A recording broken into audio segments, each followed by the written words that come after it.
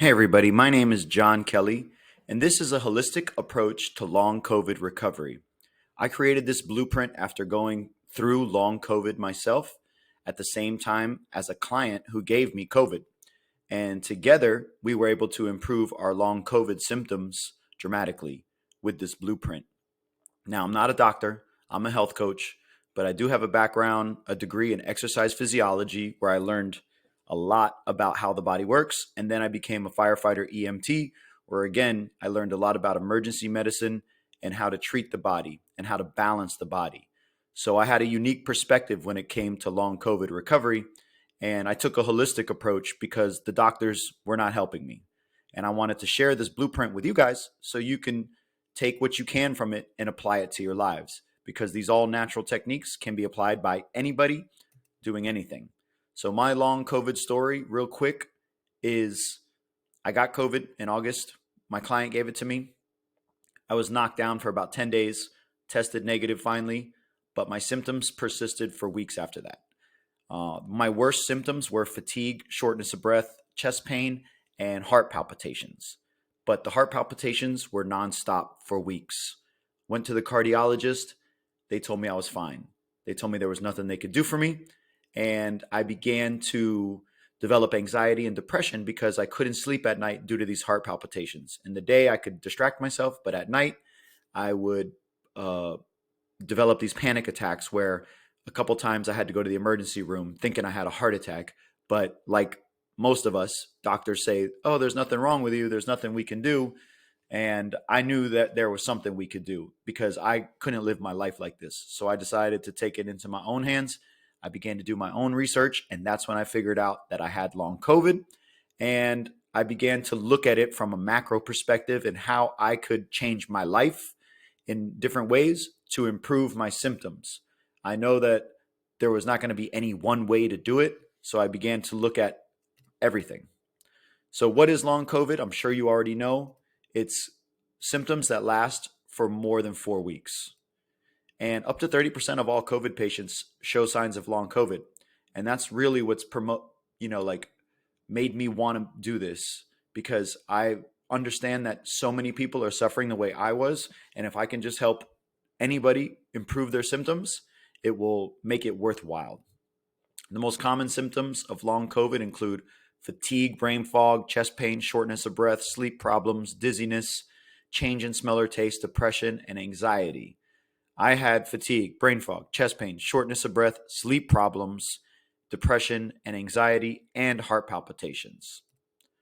These symptoms are a result of damage to the following body systems. So, your shortness of breath is your cardiopulmonary system because your lungs is where you exchange oxygen. Fatigue is mitochondrial damage. Every cell in your body has mitochondria, and mitochondria create ATP. ATP is what we use for energy. What happens when you have COVID and long COVID is that your immune system begins to attack your body and it begins to overload your mitochondria, and they can no longer process energy in the same way. So, of course, you get fatigued. Chest pain, palpitations, that's our cardiovascular system. Brain fog, changes in smell or taste, that's our nervous system. As you can see, this impacts pretty much the whole body. In a paper presented by Dr. Bruce Patterson at the International COVID Summit in Rome on September 2021, he showed that individuals who had significant COVID illness, so we're talking people who were hospitalized, 15 months later, the spike protein was still recoverable in their human monocytes, which is part of your immune system.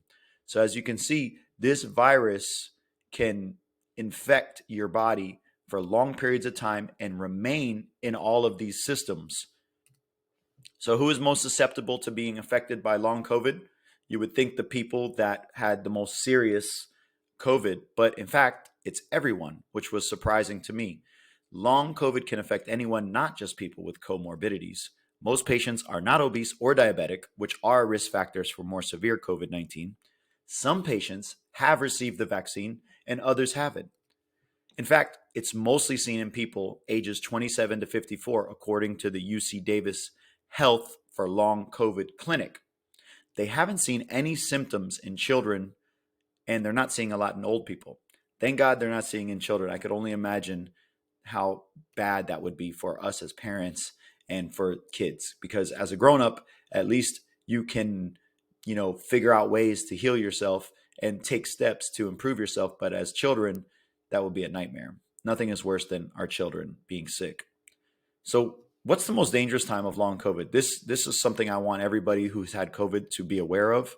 It's the first 90 days, because in the first 90 days, there's a huge threat of blood clots. Symptoms of blood clots include shortness of breath, a cough with blood, pain on one side, irregular heartbeat, which is what I had, and low blood pressure. It's believed that the remnants of the virus remain in the nervous system, lungs, heart, and other organs, as we talked about before. And if you have any of these symptoms, board certified cardiologist Peter McCullough, who I've been following throughout this whole process, recommends aspirin.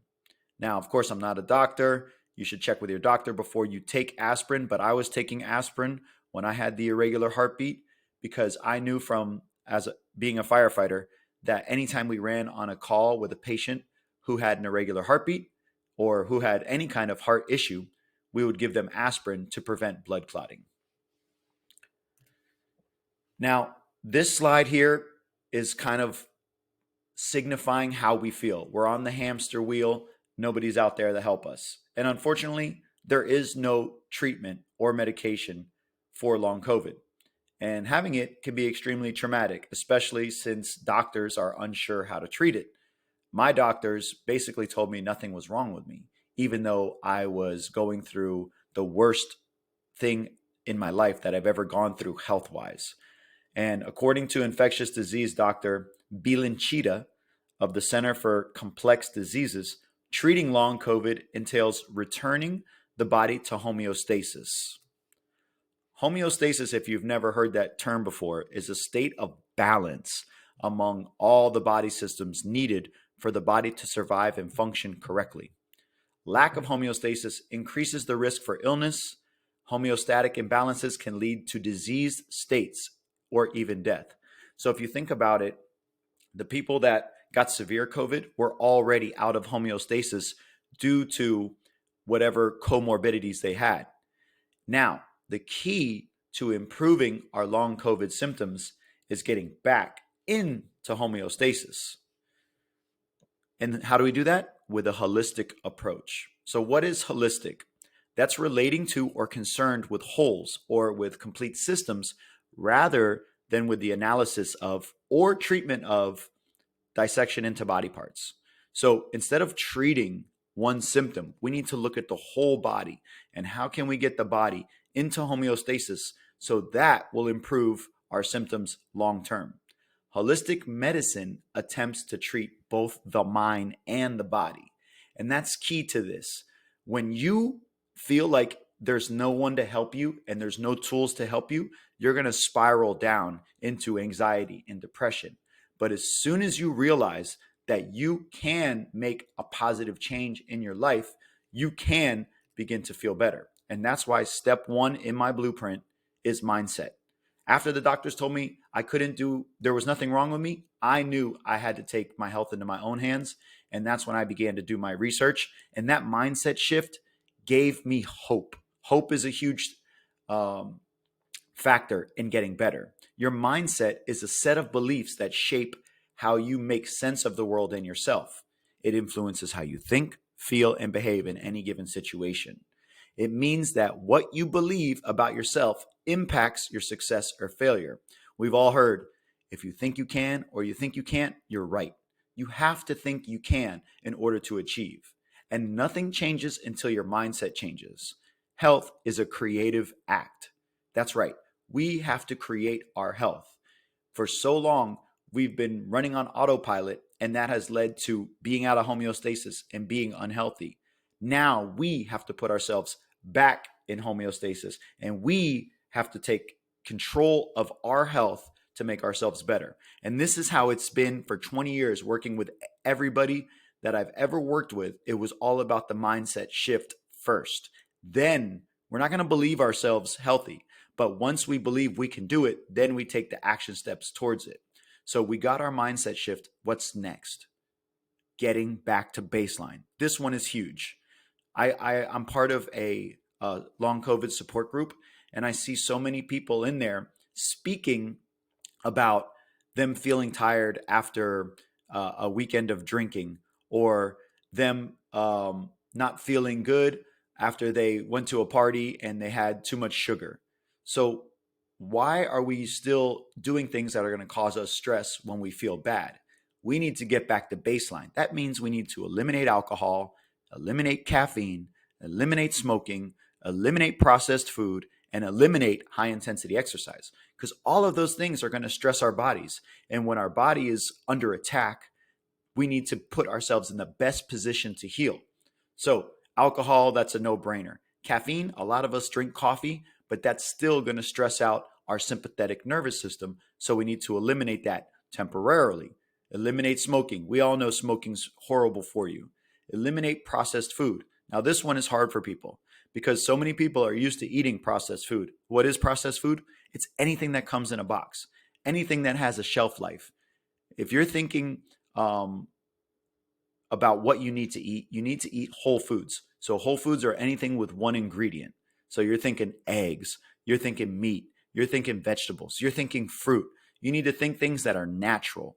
Eat only natural foods. Don't eat out. They're going to put crap in your food and it's going to be processed. So if it's more than one or two steps from where it came in nature, don't eat it. High intensity exercise is going to overload your mitochondria and it's going to knock you down on your ass. So you got to eliminate that in the beginning. Step 3, prioritize sleep.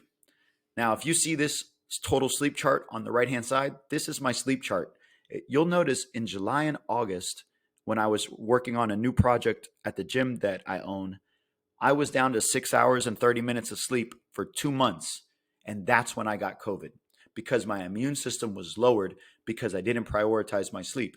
Look at the uptick when I realized that I needed to look at my body from a holistic perspective and I needed to change things that I had control over.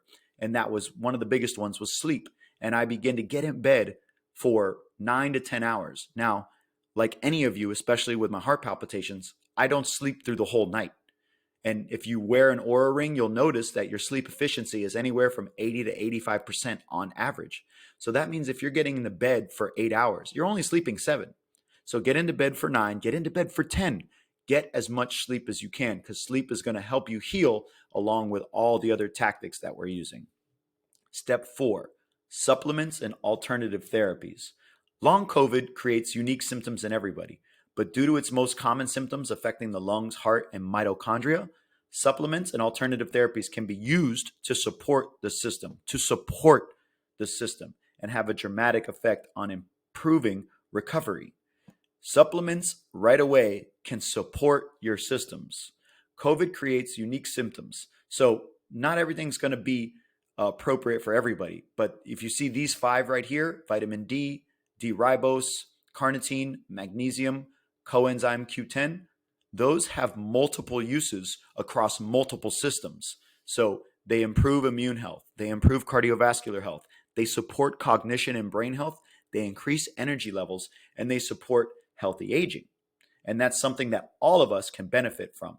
And if you take these supplements in their recommended doses, it's not going to counter affect any of your medications. So these are safe ways to support your system, because you need support right now. I needed support. These helped me tremendously in a very short period of time. There's not many things that you can do that are going to support you overnight, but this is one of them. Actually, and also sunlight is also very important, as it increases cellular melatonin, which improves mitochondria function. Absence of light stimulates production of melatonin from the pineal gland at night. However, the largest stimulus of subcellular melatonin is in near infrared light, which you can get from a lamp or you can get from sunlight. And in fact, it's not direct sunlight that gives you the most near infrared light. It's actually sunlight with trees around, because the leaves reflect the near infrared light. So being out in nature on a daily basis is going to actually improve you. And I know that we know that instinctively, but to understand the science is amazing. Deficiency of infrared can result from excessive exposure to artificial light, LED, blue light, cell phones, computers. Studies have shown that blue light has the strongest effect in the suppression of melatonin secretion upon exposure to the eyes. So I go into this in length in my course, which I'm still building, but I wanted to get this blueprint out because it's the basics. And giving you this general information is actually going to improve your symptoms dramatically. Step 5, fasting and nutrition to reduce inflammation. We already talked about the nutrition to reduce inflammation being no processed foods and eating only whole foods, but fasting is very important too because fasting creates an effect called autophagy. When you're fasting for 16 to 24 hours, that means you're not putting any more inflammation into your body and allowing your body to perform and repair through its natural recovery mechanism. Fasting can also improve focus for a brain fog and improve fatigue. During a 16-hour fast, your body goes into a process known as autophagy. Now, not everybody can reach autophagy in 16 hours. Most people are going to need a little bit more time, but by starting to fast and lowering processed foods, you're going to improve your body's recovery mechanisms. Autophagy is the process that destroys old or damaged cells in the body, and autophagy recycles the cells that help in the reduction of inflammation in the body and reduces disease. We cover several methods of fasting in the nutrition module that I'm building and the many benefits that come with them. But basically, what you need to understand is that fasting creates autophagy. And start small with like a 16 and 8, where you fast for 16 hours. Typically, I'll eat breakfast at noon, and then I'll eat lunch at 3 or 4, and then I'll eat dinner at 7 or 8, and then I'll fast from 8 p.m. to 12 the next day. This is going to help you remove the spike protein. And this is one of those things that you can continue after you've gotten better, and it's only going to enhance your health long term. Something that really helped me was breathwork. Now, breathwork balances blood pressure, it helps you with sleep, it improves your respiratory function, especially when you have shortness of breath, it improves your immune system, and it helps release stress hormones from your body. So breathwork does a couple things, but it brings your body into a more parasympathetic state where you have lower stress levels. Your body has the sympathetic nervous system and the parasympathetic nervous system. When we're stressed out, we're overly sympathetic dominant. So we need to do breath work and meditation to bring ourselves back into parasympathetic balance, which is going to improve our recovery. It's going to lower anxiety. This is a huge one. And through breath work, you can signal to your nervous system to up-regulate recovery hormones and down-regulate stress hormones. So I like to use deep breathing or diaphragmatic breathing, where I inhale for 4 to 5 seconds and then I exhale for 8 to 10 seconds. And I do this for about 10 minutes a day, and it brings my body into a state of balance. The next step that I used for me, especially, and with my clients, is heart rate based training. Because when you use a heart rate monitor to measure the intensity of your training, you can, in real time, upregulate or downregulate your training. So in the beginning, all I did was walk outside because that would make me tired. But as my symptoms began to improve, I would wear a heart rate monitor, which would show exactly where my heart rate was at any given time.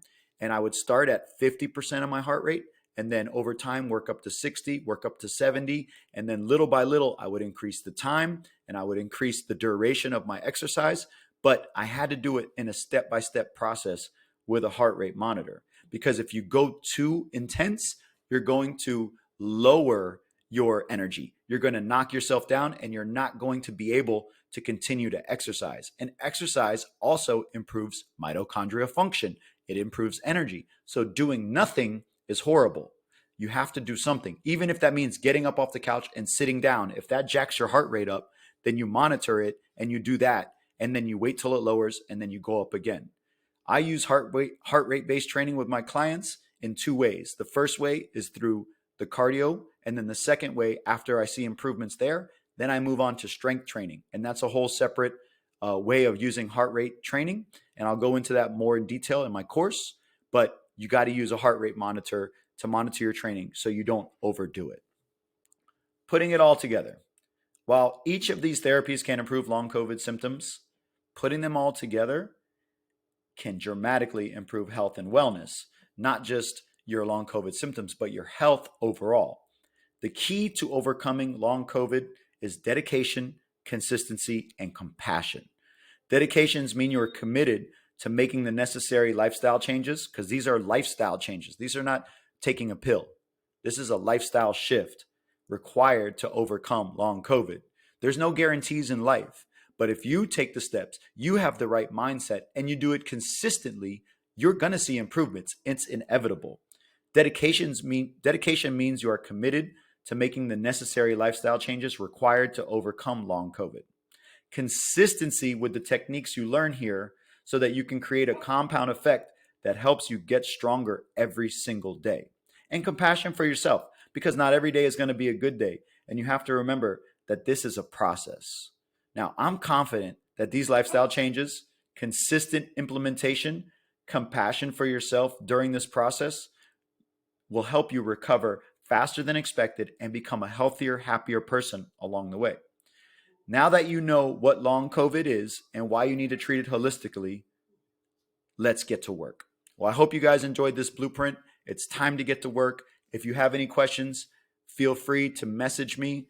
I have a lot of stuff on my website that you can download just by going to the website and putting in your email. And then I will be sending you regular updates on how to improve long COVID, because this is the mission that I'm on.